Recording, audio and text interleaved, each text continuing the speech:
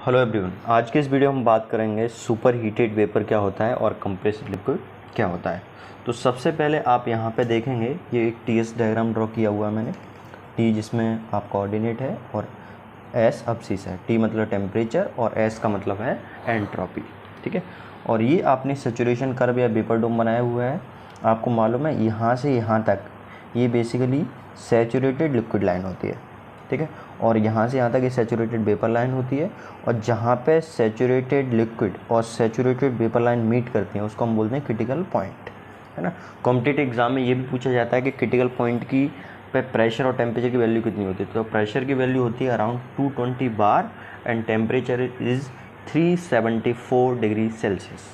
Okay, तो ये अलग चीज़ हो गई। इसके बाद हम सुपर हीटेड वेपर की बात करें तो आपने देखा था कि ये वेपर डोम है। इसके अंदर क्या होगा, लिक्विड प्लस वेपर का मिक्सचर होगा। यहाँ पे क्या होगा, सुपर हीटेड वाला रीजन है और ये कंप्रेस्ड लिक्विड वाला रीजन है, ठीक है। तो मैं यहाँ पे एक एग्जांपल से आपको समझाने की कोशिश करता हूँ। जैसे यदि यहाँ पे टीएस डायग्राम पे एक कांस्टेंट प्रेशर लाइन ड्रॉ करें तो इट लुक्स लाइक दिस। ये कुछ इस तरह से दिखती है, ठीक है। यहाँ से जैसे आपने हीट सप्लाई करना स्टार्ट किया, ठीक है, तो उसका टेम्परेचर बढ़ा, ठीक है। फिर ये क्या हो गया, मैं एक एग्जांपल से आपको समझाने की कोशिश करता हूँ। जैसे फॉर एग्जांपल एटमॉस्फेरिक प्रेशर है, ठीक है। तो एटमॉस्फेरिक प्रेशर पे हम मान लेते हैं वाटर 25 डिग्री सेल्सियस पे, तो इस पॉइंट पे 25 डिग्री सेल्सियस, उसको आपने हीटिंग किया तो 100 डिग्री सेल्सियस पहुंच गया। अब 100 डिग्री सेल्सियस पे पहुंचने के बाद उसका टेम्परेचर नहीं बढ़ेगा, उसका क्या होगा, फेज चेंज होगा, है ना। तो वो लिक्विड किस में चेंज होना स्टार्ट हो जाएगा, वेपर में चेंज हो जाएगा। और ये 100 डिग्री सेल्सियस वाली कंडीशन है जिस पे आपका लिक्विड किस में चेंज होना स्टार्ट हो जाता है, वेपर में चेंज होना स्टार्ट हो जाता है। इस कंडीशन को बोलते हैं हम सैचुरेशन स्टेट, है ना। जिस पे आप थोड़ा सा हीट सप्लाई करें तो वो लिक्विड किस में फेज चेंज करना स्टार्ट कर देता है। तो यहाँ से लिक्विड आपका किस में, वेपर में चेंज होता गया और यहाँ पे पूरी तरह से ये किस में चेंज हो गया, वेपर में चेंज हो गया, ठीक है। तो ये आपका बेसिकली ये लाइन रिप्रेजेंट कर रही है आपका सैचुरेटेड लिक्विड लाइन और ये सैचुरेटेड वेपर लाइन। या इस लाइन का लॉन्ग जो भी होगा वो क्या होगा, लिक्विड की फॉर्म होगा। यहाँ पे जो भी होगा ये वेपर की फॉर्म होगा, ठीक है। तो ये 100 डिग्री सेल्सियस स्टीम में चेंज हो गया। ये तो हम एटमॉस्फेरिक प्रेशर की बात करें। फिर आपने हीट सप्लाई की तो क्या हुआ, इसका टेम्परेचर बढ़ना स्टार्ट हो गया, ठीक है। तो ये जो रीजन है इस तरफ वाला है, यहाँ पे ये रीजन है, ये रीजन बेसिकली आपका कहलाता है सुपर हीटेड वेपर, ठीक है। और ये वाला जो रीजन है, ये वाला, ये आपका रीजन कहलाता है सबकूल्ड या कंप्रेस्ड लिक्विड।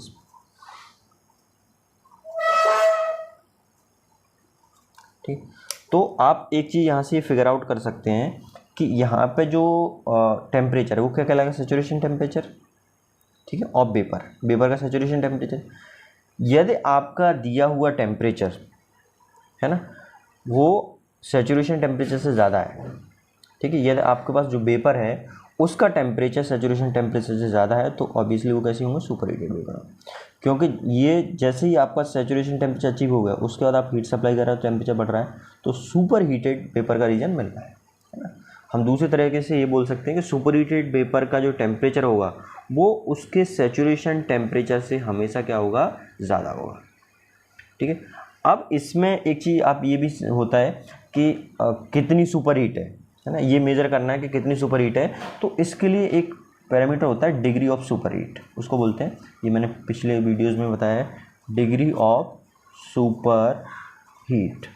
तो डिग्री ऑफ सुपर हीट क्या होती है, T super heated minus T saturated, है ना। और जनरली टी सैचुरेटेड हम कहाँ से फाइंड आउट करते हैं, उस प्रेशर के करस्पॉन्डिंग टेम्परेचर देखते हैं स्टीम टेबल में, है ना। और टी सुपर हीटेड की वैल्यू दी होती है। टी सुपर हीटेड मतलब जो भी, जैसे फॉर एग्जांपल यहाँ पर ये पॉइंट है, ठीक है, तो यहाँ पे कुछ वैल्यू होगी तो ये हो जाएगी टी सुपर हीटेड और ये जो वैल्यू होगी ये कहलाएगी टी सैचुरेटेड। तो आप डिग्री ऑफ सुपर हीट दिखाना चाहें तो एक तरह से ये भी दिखा सकते हैं इस तरह से, इन दोनों टेम्परेचर का डिफरेंस है ये, है ना। तो ये क्या कहलाएगी आपकी डिग्री ऑफ सुपर हीट, ठीक है। ये चीज़ आपको समझ में आ गया होगा। तो सुपर हीटेड वेपर के बारे में बताइए। अब बात हम कर रहे हैं किसके बारे में, कंप्रेस्ड लिक्विड, ठीक है। एक चीज़ और समझ लीजिए, यहाँ पे कंप्रेस्ड लिक्विड होता है, इसको हम सब कूल्ड लिक्विड भी बोलते हैं, ठीक है, सब कूल्ड लिक्विड भी बोलते हैं। तो यहाँ पे यदि आपका जो लिक्विड का सेचुरेशन टेम्परेचर है, ठीक है, किसी भी करस्पॉन्डिंग प्रेशर पे, यदि दिया हुआ टेम्परेचर उस लिक्विड के सेचुरेशन टेम्परेचर से कम है, मैं दोबारा से बोल दे रहा हूँ, यदि दिया हुआ टेम्परेचर लिक्विड के सेचुरेशन टेम्परेचर से कम है तो वो कंप्रेस लिक्विड कहलाएगा या कहलाएगा सबक्यूल्ड लिक्विड। ठीक है, फॉर एग्जांपल मान लो आपके लिक्विड की कंडीशन यहाँ पर है, ठीक है, मैं इसको अलग तरीके से दिखाने की कोशिश करता हूँ। ये मान लो लिक्विड की कंडीशन है, ठीक है, तो यहाँ पे सेचुरेशन टेम्परेचर कितना है लिक्विड का, ये वाला, ठीक है, और ये वाला टेम्परेचर। तो आप देखेंगे जो दिया हुआ टेम्परेचर है वो सेचुरेशन टेम्परेचर से क्या है, कम है। ये तो आपको समझ में आ रहा होगा यहाँ पे, यहाँ से कम। तो ये जो कंडीशन है, ये कौन सी कंडीशन है, कंप्रेस लिक्विड, मतलब ये लिक्विड होगा, this liquid will be in the form of compress liquid. पहली चीज़ तो आपको समझ में आ गई कि ये liquid line saturated liquid line है, तो इसका इस तरफ का जो रीजन है, ये रीजन पूरा क्या रिप्रेजेंट कर रहा होगा, इट रिप्रेजेंट द लिक्विड, ठीक है, और ये कंप्रेस लिक्विड। तो सेचुरेशन टेम्परेचर से कम है तो कंप्रेस लिक्विड हो गया, और हम इसको सब कूल्ड लिक्विड भी बोलते हैं, ठीक है, और इसको आइडेंटिफाई करने का तरीका होता है डिग्री ऑफ सब कूलिंग, ठीक है, डिग्री ऑफ सब कूलिंग, ठीक है। तो डिग्री ऑफ सब कूलिंग कैसे निकालते हैं, टी सेचुरेशन, आपको ध्यान रखना है ये टी सेचुरेशन किसका है, वेपर का, और ये टी सेचुरेशन किसका है, लिक्विड का, मैं लिख भी देता हूँ, माइनस टेम्परेचर, है ना, ये क्या है, जो आपका सब कूल्ड लिक्विड है, मैं यहाँ पे लिख भी सकता हूँ टी सब, ठीक है। तो ये इस तरह से हम डिग्री ऑफ सब कूलिंग निकालते हैं।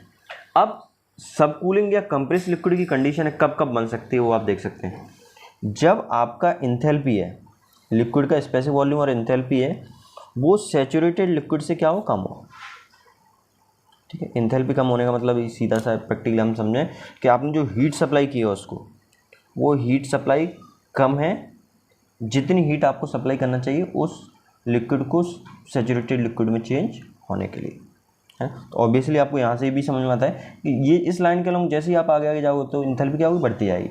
तो इस पॉइंट पे इंथैल्पी कम होगी, इस पॉइंट पे इंथैल्पी ज़्यादा होगी। ये सैचुरेशन इंथैल्पी है ना, सैचुरेटेड लिक्विड की इंथैल्पी है। ये दी हुई इंथैल्पी सैचुरेटेड लिक्विड की इंथैल्पी से कम होगी तो लिक्विड कैसा होगा, कंप्रेस्ड लिक्विड होगा। दूसरा temperature below the saturation temperature, ये मैंने ऑलरेडी बता दिया आपको। हाँ, एक चीज़ और है इसमें, जब आपको एक स्पेसिफिक टेम्परेचर दिया हुआ है, ठीक है, उस specific temperature corresponding saturation pressure होगा, ठीक है। यदि दिया हुआ प्रेशर उस करस्पॉन्डिंग सैचुरेशन प्रेशर से ज़्यादा है, ठीक है, दिया हुआ प्रेशर उस करस्पॉन्डिंग सैचुरेशन प्रेशर से ज़्यादा है, तब भी आपका सब कूल्ड लिक्विड बनेगा। मैं इसको थोड़ा सा और अंदर बताने की कोशिश करता हूँ, क्योंकि क्या होगा कि आपका टेम्परेचर एक पर्टिकुलर टेम्परेचर है, उसके करस्पॉन्डिंग सैचुरेशन प्रेशर होगा, है ना। अब आपने लिक्विड प्रेशर बढ़ाया लेकिन आपको टेम्परेचर कांस्टेंट रखना है, ठीक है, तो आपको क्या करना पड़ेगा, हीट का रिजेक्शन करना पड़ेगा, ठीक है। तो हीट का रिजेक्शन करेंगे तो ऑब्वियसली वो किस फॉर्म में, सैचुरेटेड फॉर्म में होगा, तो किस फॉर्म में हीट का रिजेक्शन होगा तो किस फॉर्म में आ जाएगा, सब कूल्ड लिक्विड की फॉर्म में आ जाएगा।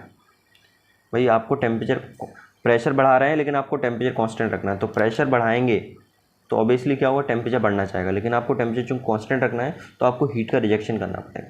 और जब सैचुरेटेड लिक्विड से आप हीट रिजेक्ट करते हैं, उसकी इंथैल्पी रिड्यूस कर रहे हैं, तो सैचुरेटेड लिक्विड किस में चेंज हो जाएगा, सब कूल्ड लिक्विड में या कंप्रेस्ड लिक्विड में चेंज हो जाएगा।